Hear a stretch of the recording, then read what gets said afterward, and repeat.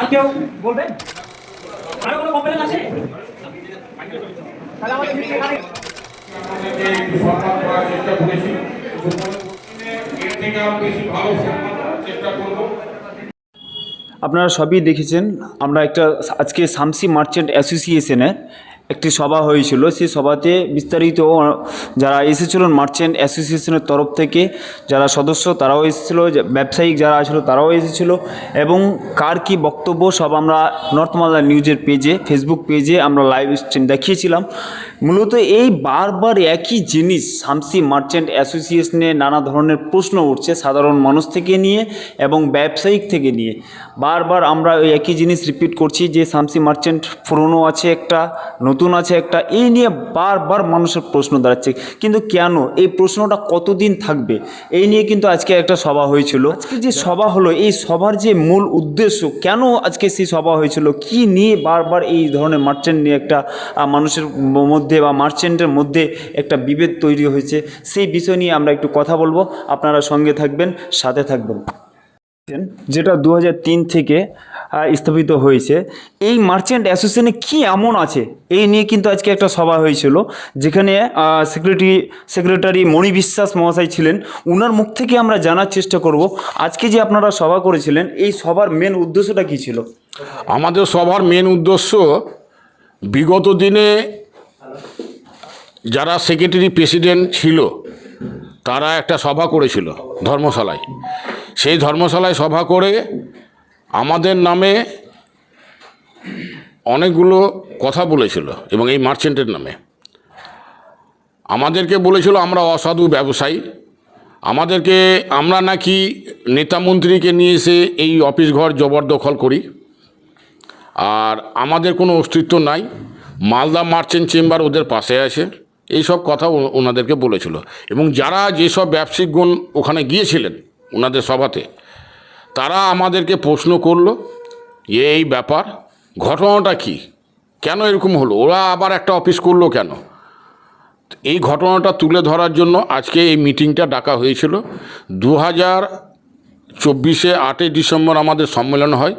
সম্মেলনের পরে যতগুলো ঘটনা ঘটেছে ওদের সঙ্গে, কতবার বসেছি, কতবার কী হয়েছে, কতবার মীমাংসা করতে চেয়েছি, যতগুলো আমরা বলেছি সব আমরা আজকে টোটাল ব্যবসায়ীদের সামনে তুলে ধরলাম।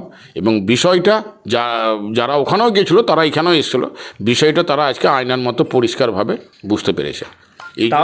তাহলে কি আপনাদের যে মার্চেন্ট নিয়ে যে একটা মানুষের মধ্যে যে দ্বন্দ্ব রয়েছে বা একটা বিবেকের কি ব্যাপার, এই আজকে মার্চেন্টের দুটো ভাগ হয়ে যাচ্ছে, ও বলছে আমরা মার্চেন্টের সেক্রেটারি, ও বলছে আমরা এভাবে চালাচ্ছি, এই যে বিষয়গুলো যে ছিল সেগুলো কি মানুষ আজকে ক্লিয়ারিটি পেল? আজকে মানুষ সম্পূর্ণভাবে বুঝে গেছে যে তারা কেন পদ ছাড়তে চাইছিল না, তাদের পদে থাকার উদ্দেশ্যটা কি। ওরা যে একটা সংগঠন করেছে, সেই সংগঠনে আবার ওই দুটোই লোক সেক্রেটারি প্রেসিডেন্ট পদে বহাল আছে। ওদের মধ্যে কি কোনো আর যোগ্য লোক ছিল না যে সেক্রেটারি পদে থাকবে বা প্রেসিডেন্ট পদে থাকবে? সেই দুটোই লোক কেন, বারবার ওরা কেন?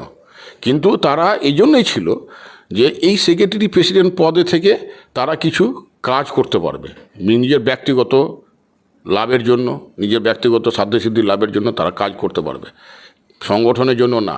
এবং তারা যে মার্কেটে যেসব কাজ করে রেখেছে তাদের নিজেকে বাঁচাবার জন্য তারা আবার ওই পদে বসেছিল। অ্যাকচুয়ালি এই সবার পরে আপনাদের কোনো উদ্দেশ্য ছিল কি?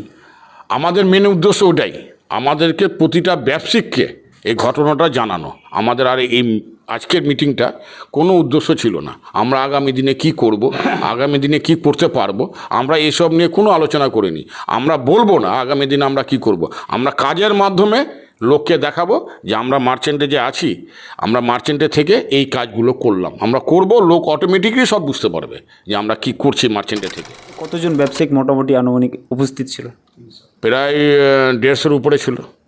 তারা কি বলছে, তাদের মত কি? তাদের মত একদম পরিষ্কার, তারা একদম যতগুলো ঘটনা বললাম তুলে ধরলাম, তারা পুরো ব্যাপারটা আমাদেরকে সমর্থন করলো, এবং অনেকেই বললো যে আজকে আমরা ব্যাপারগুলো বুঝে গেলাম কেন তারা পদ। তাহলে কি আজকের পর থেকে সাধারণ মানুষ কি একেবারে ক্লিয়ারিটি পাচ্ছে? পর থেকে সাধারণ মানুষ আমাদের পাশে আরও এসে দাঁড়াবে, যারা ওদের পাশে ছিল তারাও এসে আমাদের পাশে দাঁড়াবে। কারণ সাধারণ মানুষ কি চাই, সাধারণ মানুষ চাই পরিষ্কার পরিচ্ছন্ন লোকের সেবা, ব্যবসায়িকরা চাই এটাই চাই।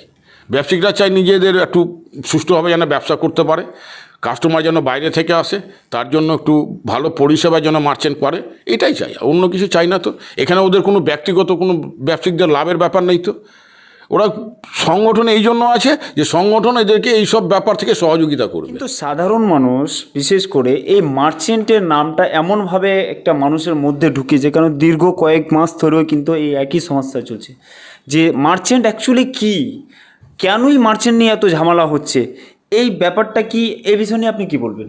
দেখেন এই মার্চেন্টটা কি, তো এটা তো একটা আমাদের একটা সংগঠন।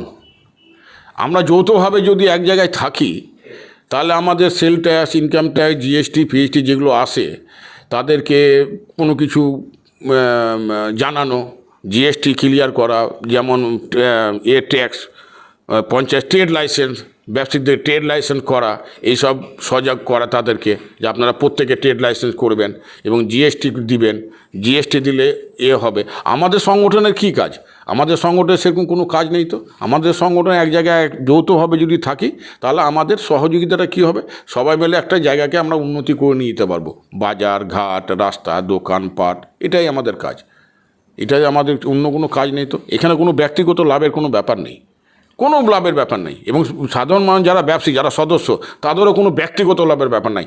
যেটাই কাজ হবে সেটা সমষ্টিগত হবে সবার জন্য, এখানে ব্যক্তিগতভাবে কোনো। কিন্তু ওরা এই মার্চেন্টটাকে ব্যক্তিগত কাজে ব্যবহার করছিল, সেটা পরিষ্কার, সেটা আজকের মানুষ জেনে গেছে। আপনি এই মার্চেন্ট অ্যাসোসিয়েশনের সেক্রেটারি? আমি, হ্যাঁ, মার্চেন্ট অ্যাসোসিয়েশনের সেক্রেটারি।